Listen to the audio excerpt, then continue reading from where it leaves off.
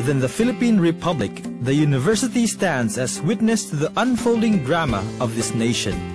Tracing its foundation to the very beginnings of the university in 1611, the Central Seminary has equally shaped the landscape of the Philippine Church, primarily through the formation of clerics, but more so by providing the local church with distinguished men, compassionate, competent, and committed Thomasians.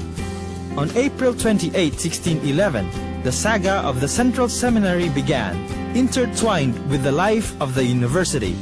It is commonly known that the history of the Central Seminary has its roots in the foundation of the university itself. The institution was established through the initiative of Bishop Miguel de Benavides, O.P., the third Archbishop of Manila. On July 24, 1605, he bequeathed the amount of 2,000 pesos and his personal library for the establishment of a seminary college to prepare young men for the priesthood. Those funds, with his personal library, became the nucleus for the start of the Colegio de Santo Tomas, later to become the University of Santo Tomas. The new colegio originally offered only those courses which are required as preparation for the priesthood. Consequently, many of its students applied for holy orders. In the 18th and 19th centuries, however, additional faculties were opened, which caused an increase in the enrollment of lay students. At the same time, the number of candidates for the priesthood decreased significantly.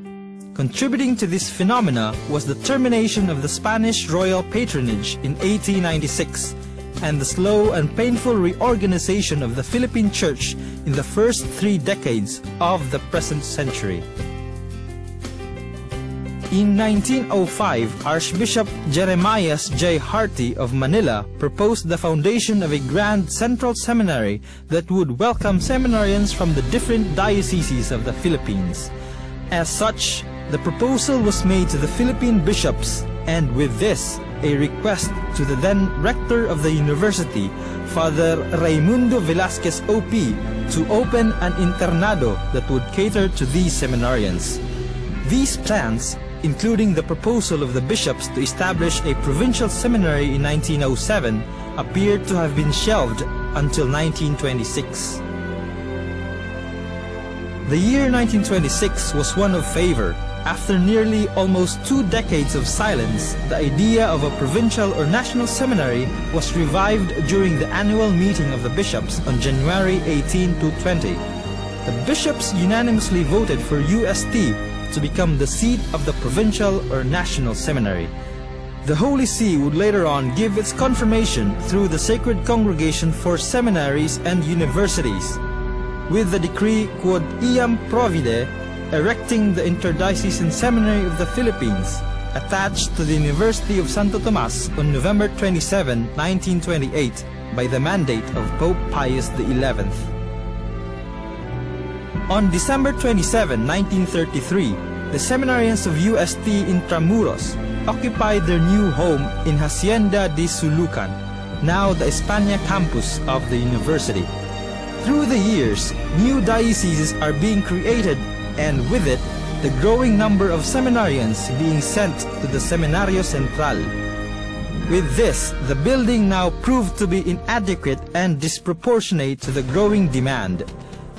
This moved the Reverend Father Jesus Castañon O.P. and university officials to construct another building annexed to the former building. In those days, this seminary edifice was truly one of its kind and paralleled in design and amenities. In 2002-2003, the Central Seminary celebrated its Diamond Jubilee as an interdiocesan seminary of the Philippines with the theme Renewal, God's Gift, Our Mission, with the aim of inspiring individual and communal renewal in responding to the needs of the nation and the Church. On January 25, 2010, the Central Seminary crossed another milestone. Through a formal declaration, the National Museum declared the UST Central Seminary building, along with the main building, Arc of the Centuries, and open spaces as national cultural treasures, according the university and the seminary not only honor but recognizing the institution's significant role in the life of the Filipino nation. Through the years, the Central Seminary has welcomed distinguished guests, among whom the late John Paul II during his papal visit in 1995. Across the centuries, the Central Seminary has been home to the finest breed of Filipinos, producing in her bosom Philippine heroes and martyrs of the Catholic faith. At the dawn of her quadricentennial with the University of Santo Tomas, the Central Seminary continues to live up to her mission as home to men of priestly vocation inspired by the ideals of St. Thomas Aquinas under the guidance of the Dominican Fathers. This is her birthright and destiny.